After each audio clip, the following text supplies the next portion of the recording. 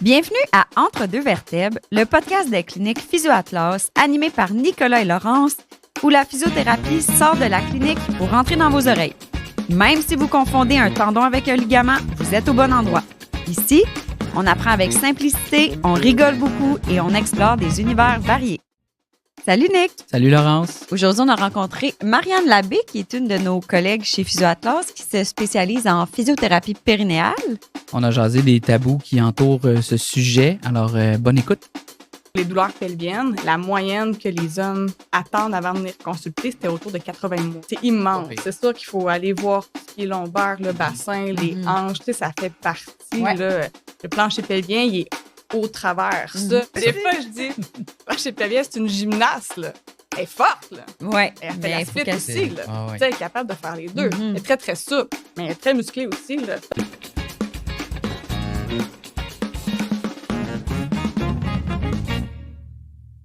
Marianne Labbé, Oui, bonjour! salut. Allô? Comment ça va? Ça va super bien. Merci d'être là aujourd'hui Ben, ça me fait avec plaisir. nous. Pour les auditeurs qui nous écoutent ou nous regardent même, est-ce que tu peux te présenter un peu pourquoi tu es devenu physio puis pourquoi la physio périnéale? Ouais. Ben, la physio, je pense que depuis le plus loin que je me souvienne, c'était ça que je voulais faire.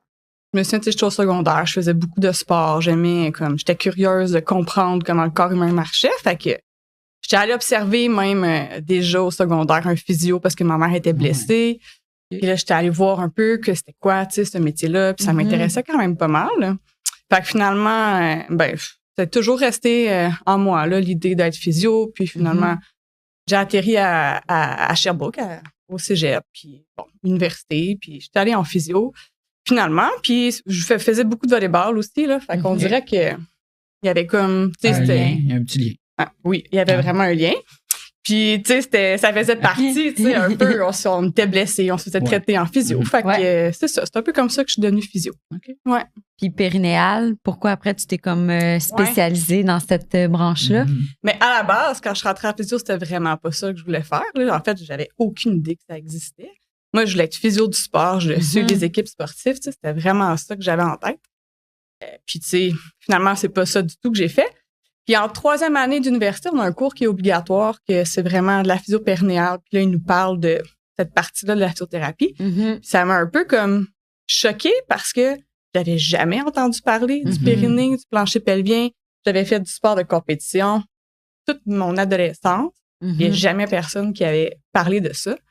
Fait que là, ça m'avait intrigué beaucoup, tu sais. Puis je m'étais dit, il faut que j'aille comprendre mieux, tu sais, comment, c'est quoi ce muscle-là, comment ça fonctionne, puis qu'est-ce qu'on peut faire avec ça, parce que c'était vraiment pour moi comme une grosse nouvelle, là. On a un plancher pelvien, puis j'avais aucune idée. C'est des muscles. C'est des muscles. Là, dans Puis- une tête de physio, ça a du sens. Mhm. Oui, parce Ben qu'on travaille beaucoup avec la musculature, Ben oui. mais là, j'avais comme l'impression qu'il me manquait un morceau de casse-tête dans tout ce qu'on étudiait. Fait que c'est comme ça que j'ai finalement décidé de faire le cours au complet là, à Montréal, là, à l'Université de Montréal, qui est un micro-programme sur 3 ans. dans le OK. fond, là. Fait que là, je suis allée faire ma spécialisation.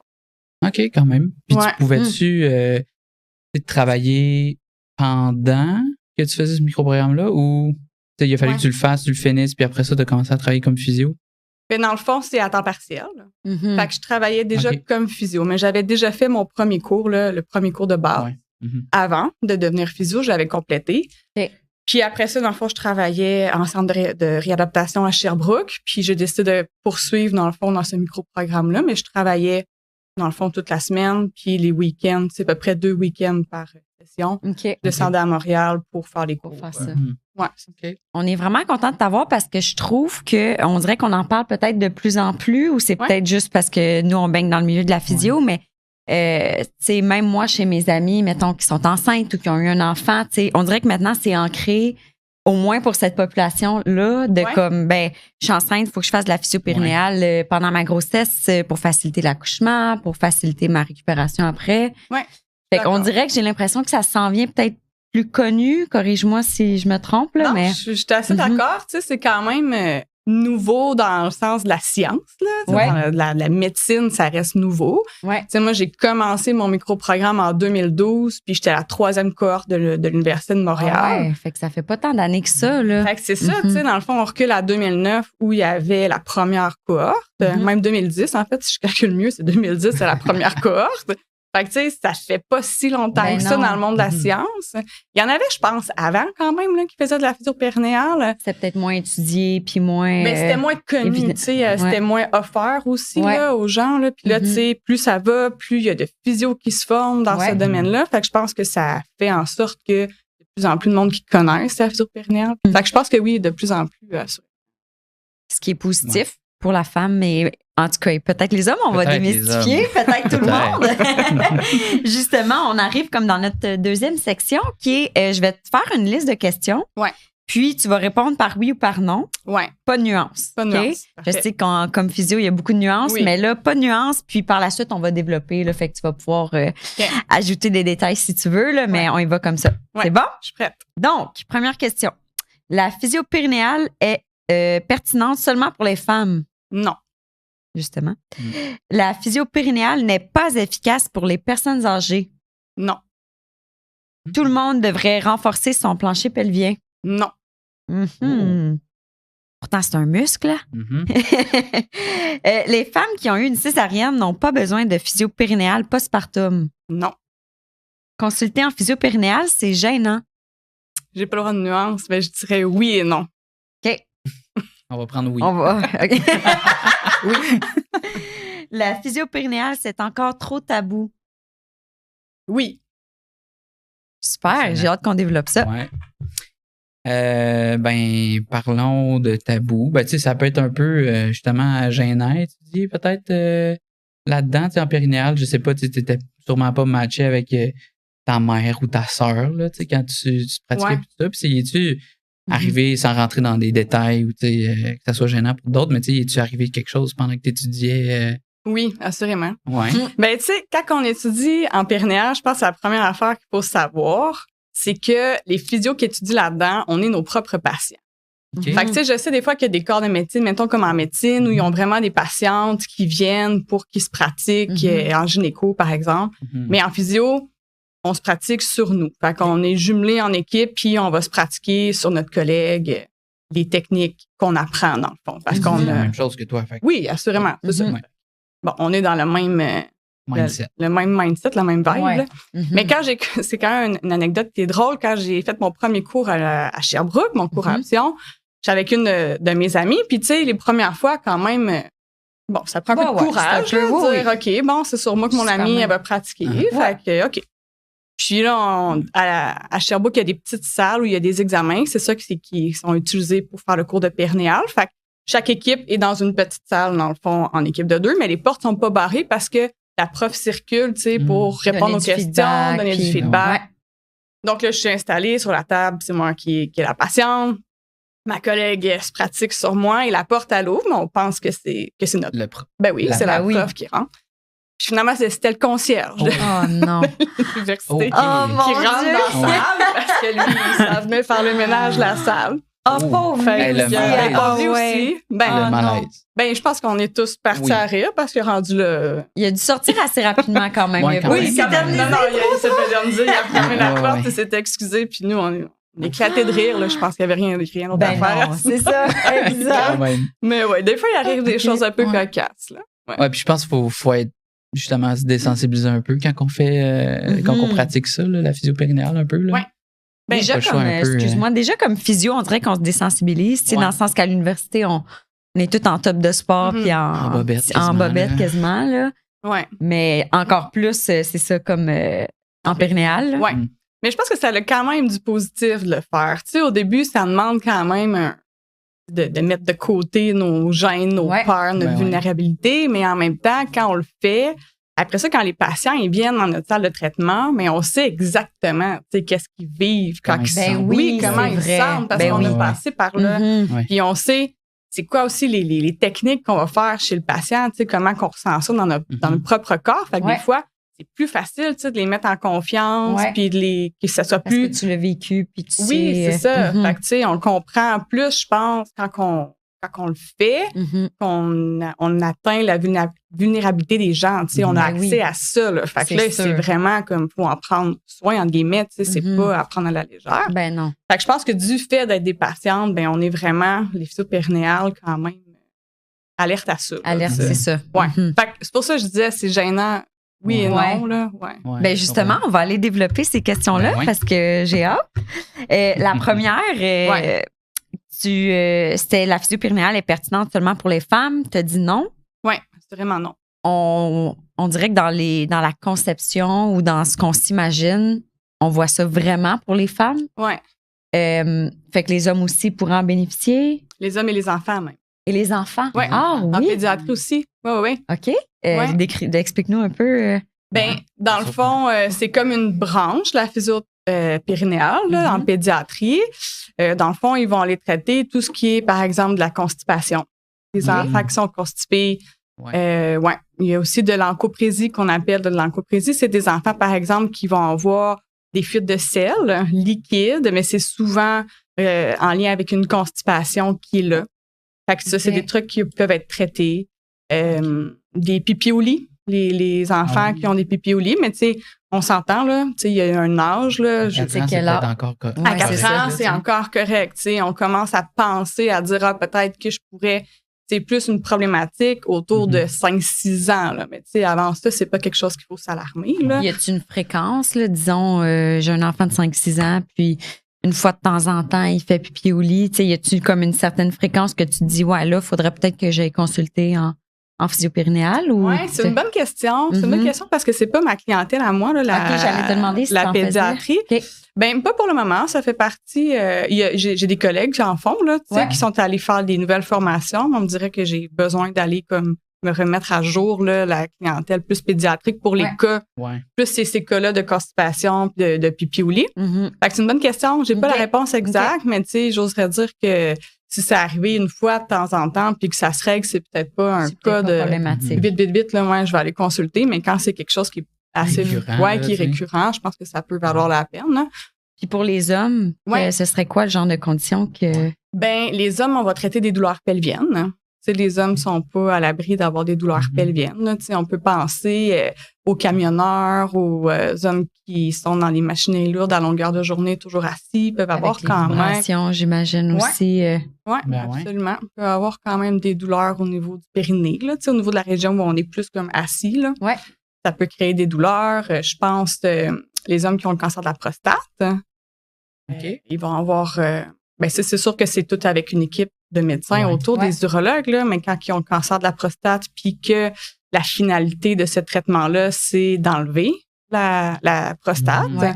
mais ça a quand même des gros impacts au C'est niveau des incontinences urinaires, de la fonction érectile aussi. Ça aussi, vous pouvez travailler ça. Oui, on travaille OK. ça chez les hommes qui ont eu un cancer de prostate ou pas. Là, tu sais, ça Ouais. peut être aussi traité chez. Oui, parce qu'il y a des dysfonctions érectiles qui sont pas Qui sont pas liés. Absolument. liées à la prostate. Ben, Mhm. l'ablation de la À la prostate. ouais, absolument. C'est OK. sûr qu'on peut voir les hommes pour cette condition-là, mais c'est rare qu'on va être toute seule, tu sais, à les traiter parce que c'est pas une érection, c'est pas juste une question de muscles, là, tu sais, il y a comme plein de choses C'est très autour, complexe. là. Ouais, c'est plus complexe que ça, mais dans certains cas, quand ils ont consulté au niveau médical, qui ont consulté soit en sexologie, en psychologie pour aller Mhm. voir les autres choses, puis qu'il reste une dysfonction, mais la physio peut quand même donner un coup de main au Fait que niveau si de c'est quelque chose de plus purement mécanique puis que le reste a été Ouais. exploré. Mais- ou en tout cas purement mécanique, ou en tout cas qu'il y a Qu'il y a une composante partie mécanique. mécanique, ouais, parce qu'il y a quand même 40% d'érection chez l'homme qui est due à un bon fonctionnement des muscles du plancher pelvien. Fait que c'est quelque chose qui peut quand même être adressé Ouais. chez les hommes. Puis toi, est-ce que tu en traites des hommes? Est-ce que. Ouais. Oui, OK. absolument. OK. On est quand même, dans le fond, quelques physios qui traitent les hommes là, actuellement. Mhm. Tu sais, c'est sûr qu'avec, dans le fond, tu sais, la physiothérapie, c'est régi par un ordre professionnel. Là. Mhm. Puis, tu sais, ce que l'ordre dit, c'est que pour traiter quelqu'un, on doit avoir les compétences pour traiter cette personne-là. Puis, avoir notre diplôme universitaire, c'est pas une compétence qui est suffisante pour faire la physiopérinéale. Mhm. Fait que, tu sais, pour commencer à traiter des hommes, il faut quand même aller chercher les formations. formations de plus. Ouais, Il y en a- de il y en a plus, de là. plus. Oui, oui, C'est ouais. ça.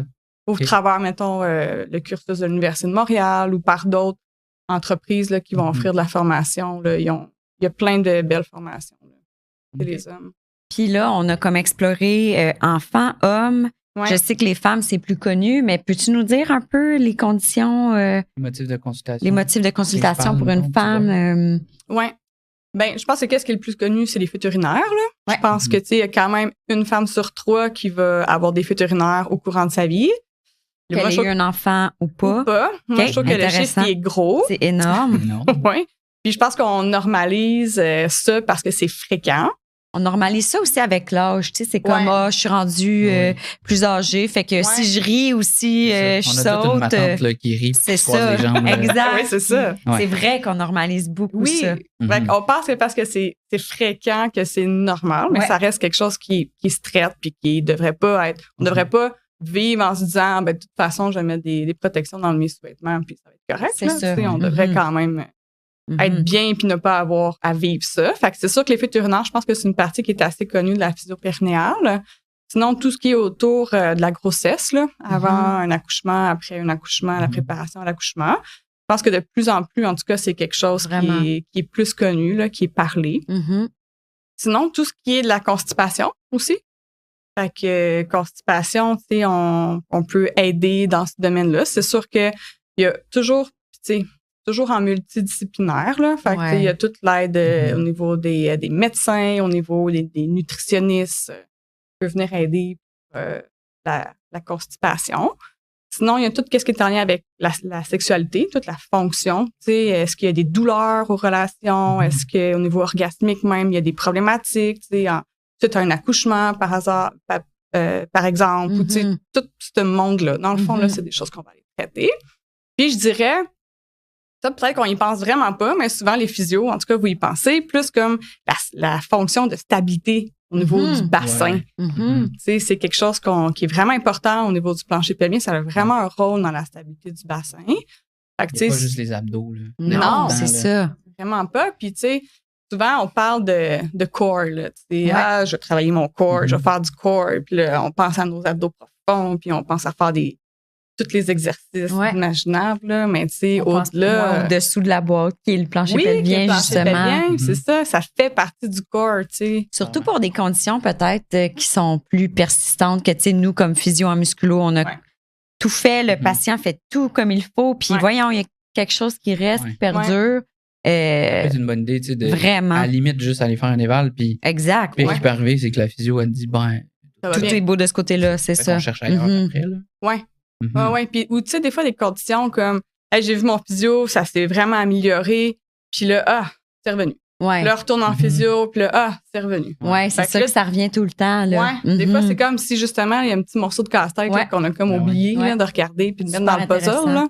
Pour les douleurs lombaires, j'imagine aussi, c'est... Ouais, c'est ça. Douleur lombaire, douleur aux hanches, la stabilité au bassin, toutes ces conditions-là. Ouais. Fait que tu fais un peu de musculo aussi, dans le fond, tu sais, à travers tout ça. Ben, je pense qu'en physio-périnéale, si on veut vraiment comme être global, là, puis tu sais, faire une bonne job, là, ben, tu sais, c'est sûr qu'il faut aller voir tout ce qui est lombaire, le bassin, les hanches, tu sais, ça fait partie, là. Le plancher pelvien, il est au travers. Ça, tu sais, il y a des interactions avec tout ça. Fait que ça peut pas être juste, on fait juste plancher pelvien, puis le reste, on se bouche les yeux, là, parce qu'on va manquer des... Super intéressant. C'est comme la physio traditionnelle aussi. Il y a des interdépendances régionales, comme si tu évalues un genou, ben, tu évalues un humain qui a mal au genou. Fait il y a une cheville en bas de ça, puis il y a une hanche en haut. Fait absolument. Ça vaut la peine de ratisser un peu plus large. Fait que, c'est vraiment intéressant. C'est pas différent. C'est ça. Ouais. Deuxième question. Ouais. La physio-périnéale n'est pas efficace pour les personnes âgées. C'est à quoi j'ai répondu non. Non. La négation de la négation. Ce qui veut dire que c'est efficace. Voilà. Merci Claire. Oui, c'est ça. Des fois, c'est le mélange. Mais non, c'est sûr que ça peut être efficace. Ouais. Je pense surtout aux femmes. Tu sais, les femmes qui vivent la ménopause, là, tu sais, mettons qu'on dit plus ou moins 50 ans. Je veux dire, il y a quand même un range, mais mettons qu'on met plus ou moins 50 ans. Ça a un gros impact, la ménopause, chez les femmes, sur leur santé pelvienne. Fait que, tu sais, ils appellent ça le syndrome génito-urinaire de la femme qui a la ménopause, en fond. Fait que ça va avoir un impact au niveau urinaire, là, tu sais, des incontinences urinaires, des urgences à l'eau de toilette, au niveau des douleurs aux relations sexuelles aussi. Il va y avoir de la sécheresse vaginale. Il y a plein de symptômes qui viennent avec la ménopause qui peuvent être adressés en physio. Fait que, tu sais, puis ça change vraiment, je pense, la qualité de vie d'une C'est sûr. femme, là, ouais, quand on réussit à Ben oui. gérer ces petits problèmes-là, là. Ouais. Vraiment intéressant que ce soit dit haut et fort, je trouve, parce qu'on dirait que les femmes en ménopause, il y a tellement de changements hormonaux. Oui. Puis pour côtoyer plusieurs femmes de plus de 50 ans, on dirait que c'est comme ils se sentent condamnés avec ça, Ouais. puis que c'est la ménopause, il n'y a rien à faire, Ouais. ou je vais prendre des hormones, mais encore là, il y a peu de médecins peut-être qui sont vraiment bien, pas éduqués, mais formés là-dessus. Tu sais, c'est comme, je pense, en voie d'être recherché, mais je trouve ça vraiment un message un peu d'espoir là, que ce soit su que peut-être la physio-périnéale peut faire quelque chose, parce que c'est ça, je trouve qu'on dirait que les femmes sont comme... Il abdique un peu, là. Tu sais, c'est Ouais. comme, mais je t'en ai posé. Ouais. Puis on parlait tantôt justement de l'incontinence urinaire avec l'âge, que c'est comme, c'est ça. je vais rester avec ça, tu sais, mais dans le fond, non. Oui, non, absolument pas. Puis, tu sais, je pense que la santé de la femme, ça prend de plus en plus d'ampleur dans autant la recherche. Ben oui, ça a été clairement sous-étudié. Oui, comme puis qu'on en parle beaucoup plus qu'on en parlait. Puis, tu sais, on se fait un devoir d'aller rencontrer les médecins puis de leur faire des présentations aussi sur... hey, on est là, tu sais, en physio pour aider. Ce qu'on peut traiter, puis pour ce qu'on peut faire, puis aider à la qualité de vie de ces femmes-là. Puis des fois, c'est des problèmes, là, tu sais, qui amènent des gros impacts sur leur qualité de vie, mais qui seraient quand même assez bien, puis assez, entre guillemets, facilement. Là. Je veux dire, c'est toujours du cas par cas, mais oui, c'est ça. Il y a des choses, des fois, juste des petits conseils, des petits qui vont quand même aider beaucoup. Qui vont changer beaucoup. Puis, tu sais, le plancher pelvien, on le disait tantôt, c'est un muscle, là, fait que ça fait pas différent de l'impact du vieillissement sur la musculature. C'est ça. Ben oui. Ben oui. Puis, ça nous amène comme à notre prochaine question en même temps, parce que tu m'as amené vers ça, là, mais tout le monde devrait renforcer son plancher pelvien. Tu as dit non. J'ai dit non. Oui. Controversé. C'est controversé. Ça. Ouais. Comment ça? Non. Quoi? Comment ça? Ben, tu sais, moi, je fais des fois une analogie là, du plancher pelvien. Je compare ça à une maison à 4 étages. OK? Une grosse maison. C'est une grosse maison. Du cash. Ben, imaginons une maison à 4 étages. OK? Le rez-de-chaussée, là, c'est le niveau où notre plancher pelvien au repos devrait être. Okay? Fait que quand je suis assis, mon plancher pelvien, il est au rez-de-chaussée. Okay. Quand je prends une grande inspiration, mon plancher pelvien, il va explorer un petit peu le sous-sol. Tu sais, il descend en bas. Ah, OK, je suis capable d'aller en bas un peu. Puis si je prenais une très, très grande inspiration, que je faisais une poussée qui n'est pas nécessairement optimale, mais je serais quand même capable d'aller dans la fondation. Tu sais, je suis capable d'aller un petit peu plus bas que juste le sous-sol. Deuxième sous-sol. Puis quand que je fais une contraction, ben, je devrais être capable de monter 4 étages. Et fait que je contracte mon plancher pelvien, je pourrais monter ces 4 étages-là, puis après ma contraction, redescendre au rez-de-chaussée, puis tout va bien. Écouter la TV. Ben, relax. Ça va bien. Pendant que tu expliques ça, c'est sûr que tout le monde est en train de l'essayer. Ben oui. C'est sûr. Moi, je l'ai fait. C'est sûr. Ah ouais. Merci de ton honnêteté. Je pense que j'ai 3 étages, par T'as exemple. 3 étages. On va travailler sur ta 4e. Fait que ça, c'est un plancher pelvien comme en parfaite santé. Ça va bien. Bon. La réalité, c'est que c'est pas ça pour tout le monde. T'sais, on n'a pas tous des planchers pelviens au rez-de-chaussée qui montent au 4e étage puis qui vont visiter le sous-sol une fois de temps en temps. Des fois, on arrive avec des femmes qui viennent en clinique puis leur plancher pelvien au repos, il est au 4e étage, au 3e étage. Parce que X, Y raison, tu sais, il peut y avoir plein de causes à ça, mais eux sont là, 3 puis 4e étage. Fait que si je leur dis, écoute, là, il faut que tu fasses des contractions de ton plancher pelvien, premièrement, ils vont rien sentir, tu sais, il va rien se passer, là, l'ascenseur, il monte plus, là. Tu sais, je suis pas capable, moi, d'aller explorer plus haut que ça, je suis déjà pris, là. Fait que de dire, mettons, à une femme qui a pas consulté puis qui ne sait pas qu'elle est prise au 4e étage puis qui a dit ça marche pas moi les fameux Kegel les fameux Kegel, les exercices du plancher pelvien, j'ai bien beau essayer, il se passe rien. Mais c'est ça, il se passe rien, elle est prise en haut. Fait qu'est-ce que pour elle c'est la chose à faire? Pas du tout. Qu'elle respire. Ouais, elle, ce qu'on va y enseigner c'est relâche. On va l'aider à relâcher, on va y expliquer comment relâcher, on a plein de techniques qui vont aider ça. La respiration, assurément, c'est un super bon outil.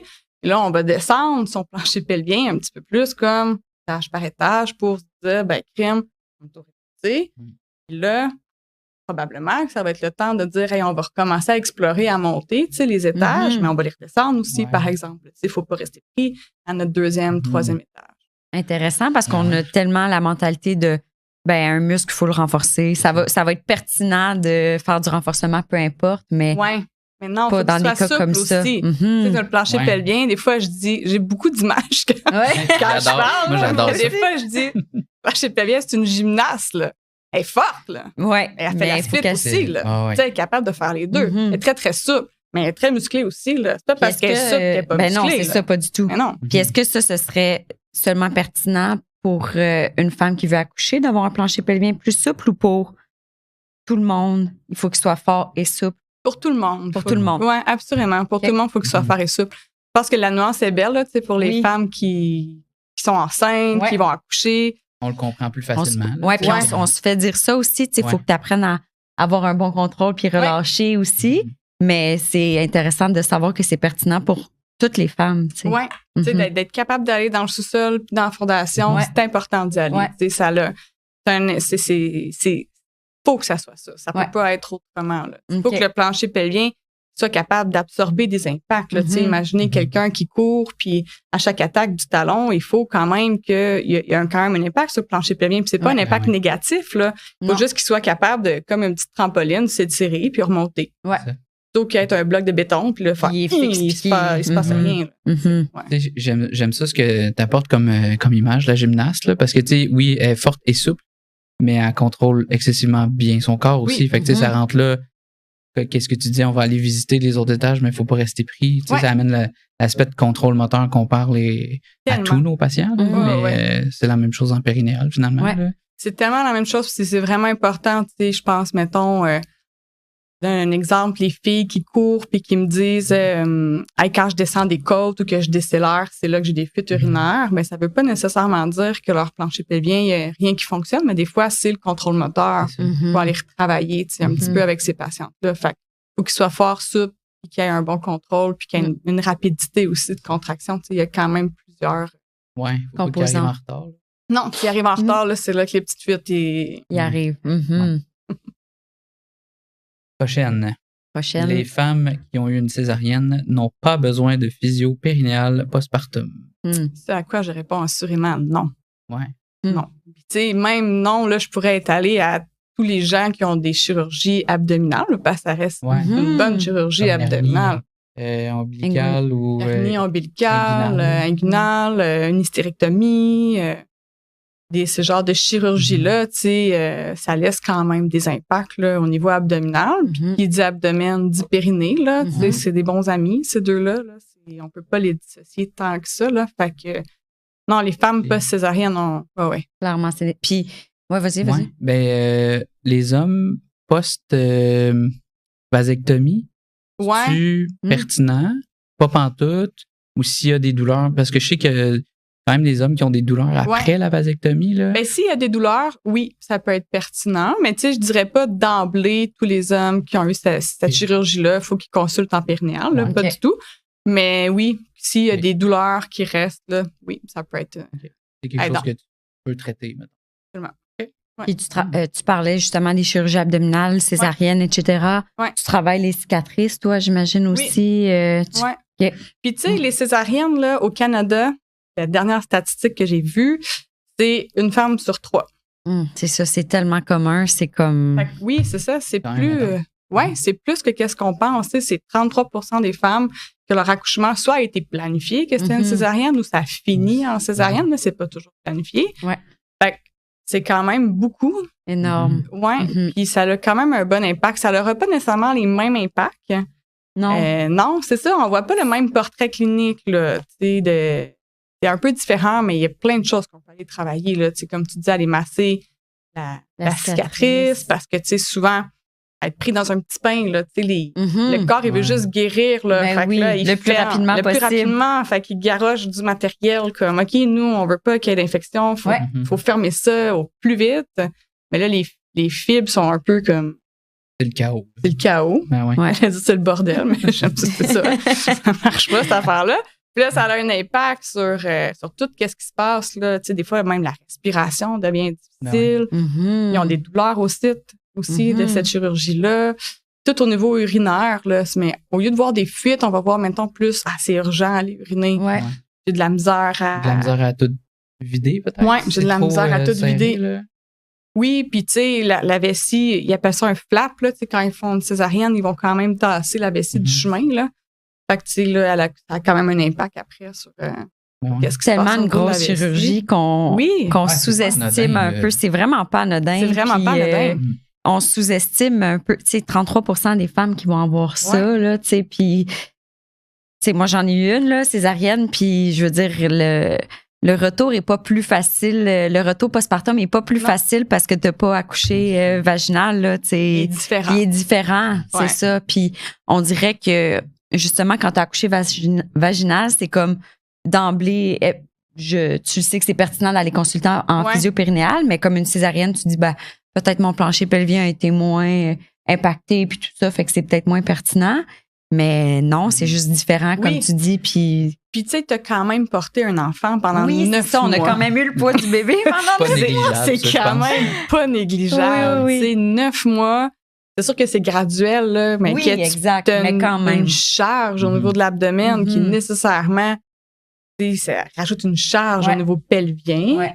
Au niveau des abdominaux, là, en plus, il y a une chirurgie, tu C'est sais. ça, c'est ça. Ouais. C'est pas anodin. Les Ouais, ordos, ouais. là.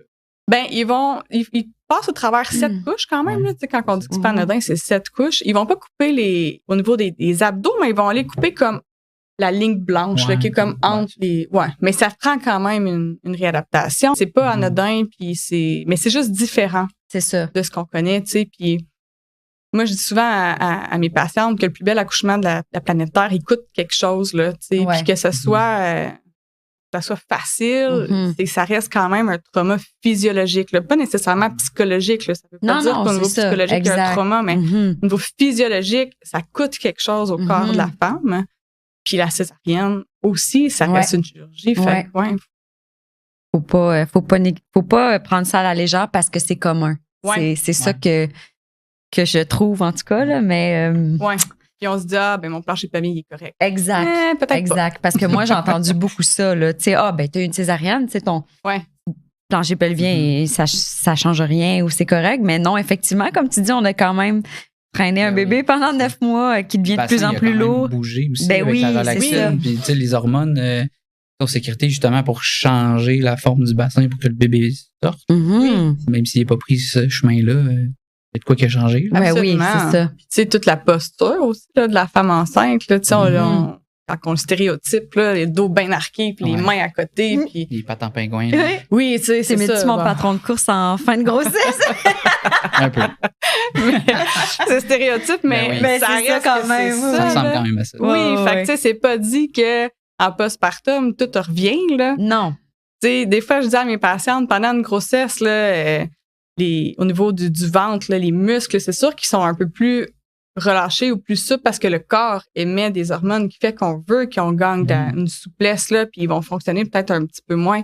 Mais en postpartum, là, ça revient pas comme ça, là. Le gars d'hydro, il va pas allumer le breaker C'est tout de ça. suite, là, à 1 minute postpartum. Hey, on repart les abdos, gang. Non, faut que tu l'appelles une couple de fois, le gars Ouais, d'hydro, ouais, des ça fois. prend du travail Faut que quand tu sois un petit peu même. insistante. Ouais. Ouais, faudrait que tu viennes m'aider. Les physio-périnéales sont bons pour Sont être là le pour gars ça. d'hydro et dire C'est attends un peu, ça. on va aller retrouver un tonus, on Non, va mais aller vous êtes les travailler ça. sous-traitants. Oui, D'hydro. ça. Ah, Ouais, c'est ça. C'est ça. C'est ça, on est les sous-traitants. C'est ça. On allume le breaker. Ah, ok, c'est une autre belle image, ça. Ouais, pour vrai, tes images sont excellentes. Ça nous amène comme dans les dernières questions qui sont quand même un peu liées, là, mais consultant physio-périnéal, c'est gênant. T'as dit oui, non. Oui, mais non. Nick avait tranché pour oui. Ouais. Ben, moi, je Ben, trouverais je te ça poserais gênant. la question. Oui, Serais-tu c'est ça. gêné? Moi, je serais complètement gêné. Ouais, mais je pense que c'est normal. Ouais. Tu sais, je pense que c'est 100% normal, là, parce qu'on se sent vulnérable, là. Ben oui, Tu sais, c'est ça. Les femmes sont peut-être plus habituées parce qu'on passe au travers des examens gynéco Mhm. au travers de notre vie quand même rapidement puis plus fréquemment que les hommes. Là. Fait que je pense que peut-être les hommes sont peut-être plus gênés.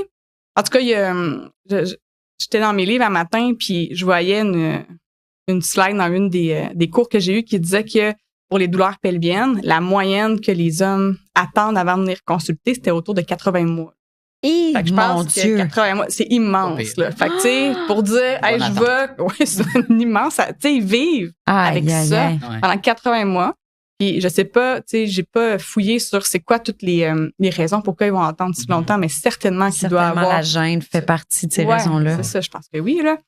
Fait que, tu sais, je pense que oui, c'est gênant, mais je pense que les physio-périnéales, on est formés pour... premièrement, parce qu'on, comme je disais tantôt, on l'a fait sur nous, fait qu'on sait exactement qu'est-ce qu'ils vivent, là. Mm-hmm. Mais je pense qu'on est aussi formés pour accueillir les patients dans cette gêne-là, puis tu sais, on y va tellement au rythme des gens, là. Mm-hmm. C'est pas vrai qu'on va faire des examens internes tout le temps au premier rendez-vous, là. À frette, là. À frette, mais non. Il y a une relation. Il y a des préliminaires. Un peu. Ben oui, tu sais. On va établir un climat de confiance. Nos bureaux sont beaux. On accueille les patients. On est. Mais c'est vrai qu'ils sont beaux, les. Pour être allé dans ton bureau, oui, c'est comme c'est tout cosy, chaleureux. là. Il y a un cocooning, c'est ça. Ouais. Tu te sens comme déjà un peu plus à l'aise en rentrant, là. Ben, on essaye, tu sais, de mettre cette ambiance-là parce qu'on le sait que ça demande du courage. Ben oui. Ça demande de faire comme, OK, je me sens vulnérable, puis je me sens vulnérable avec quelqu'un que je connais pas. Ouais. Tu sais, je viens ici, puis... Ouais. C'est mieux. Des fois mieux, pour ouais. le connaître. Mais je pense que des fois, oui, ça peut aider, là. Puis, fait que, tu sais, oui, c'est gênant, mais non parce que on essaye vraiment fort. De rendre les gens à l'aise. De rendre, les gens à l'aise, puis d'y aller à leur rythme, puis d'apporter les discussions à leur rythme aussi, puis... On n'est pas obligé de parler de la sexualité dans les premières 5 minutes, ni dans la première rencontre, si on sent que c'est pas une place où ils sont prêts à s'ouvrir, à s'aller à ce moment-là. Tu sais, on prend plus de temps. Hein, puis des fois, on va faire des traitements au niveau du bassin, au niveau lombaire, en externe. Tu sais, on n'ira pas nécessairement. Pour commencer. Puis tu sais, si on n'a pas leur consentement, c'est sûr.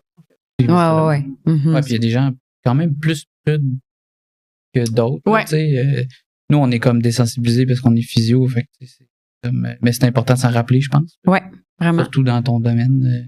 Puis aussi important pour les gens qui nous écoutent de, comme tu dis, c'est pas parce que tu t'en vas en physio-périnéale que premier traitement, c'est automatique que tu vas avoir un examen interne, que vous y allez vraiment au rythme de la personne. Puis, je trouve que c'est un message peut-être clé à retenir, là, que comme vous allez vraiment au rythme de la personne, puis que si déjà juste prendre un rendez-vous en périnéale, c'est comme un gros step, ben c'est ça, vous allez suivre le flow. Puis, ah oui, des fois, il y a des patients qui rentrent dans ma salle puis sont comme, je suis vraiment stressée, là.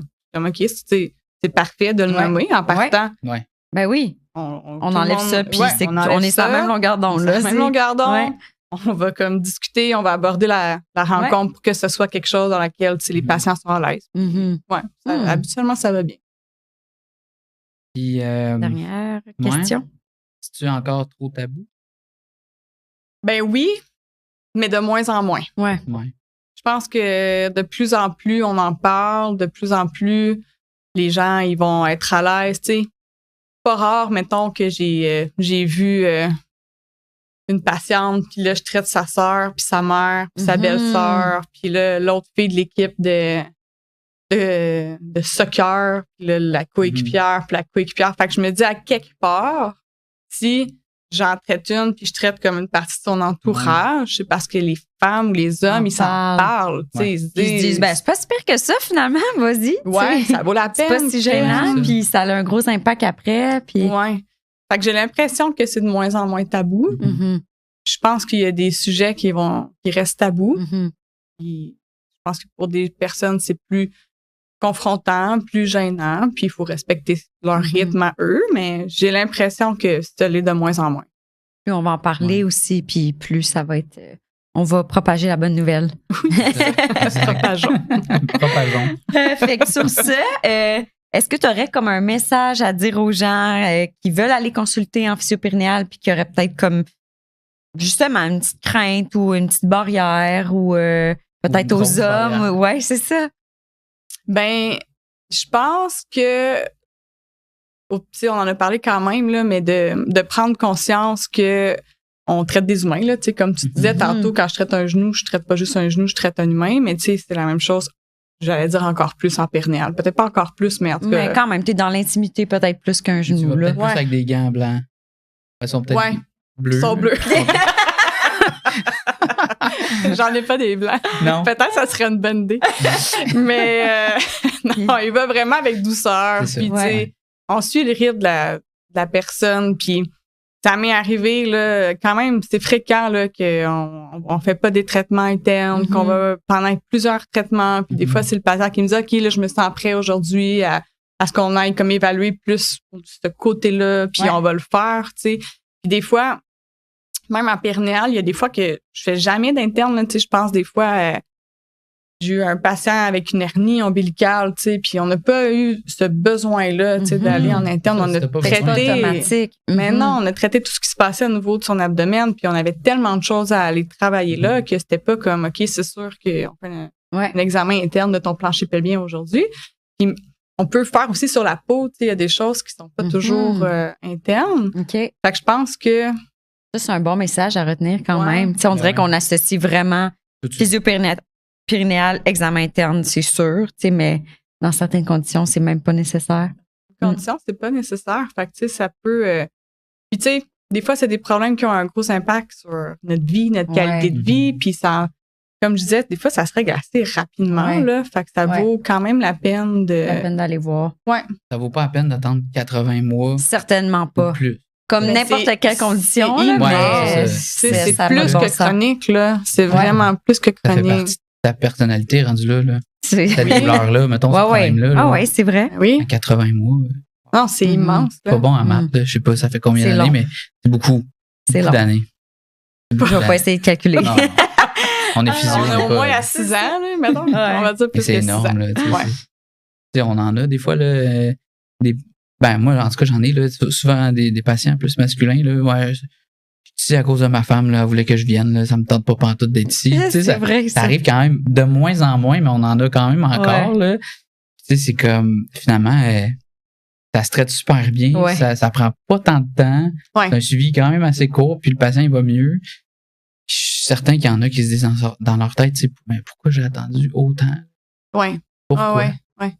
Tu sais, des fois, j'ai des patientes qui viennent accompagner aussi, là, de leur conjoint. Tu sais, pour eux, c'est comme un safe space d'avoir quelqu'un, là, qui est, avec qui ils se sentent bien, puis, tu sais, c'est parfait, là. C'est vraiment correct. Là, c'est ça, toi, ça te dérange pas, là, ça te met pas mal à l'aise. Non, moi, dans le fond, l'important, c'est que la personne qui se fait traiter soit à l'aise. Elle donne son consentement à ce qu'il y ait quelqu'un d'autre qui soit présent, mais après ça, puis des traitements avec des bébés d'un bras, j'en ai fait un puis un autre. Ouais, ça, c'est sûr. C'est clair, en train d'allaiter, là. Oui, ben tu sais, c'est ça. Puis en postpartum, je pense que il y a peut-être ce frein-là aussi, de dire ah non, mon enfant va pleurer. Qu'est-ce comment.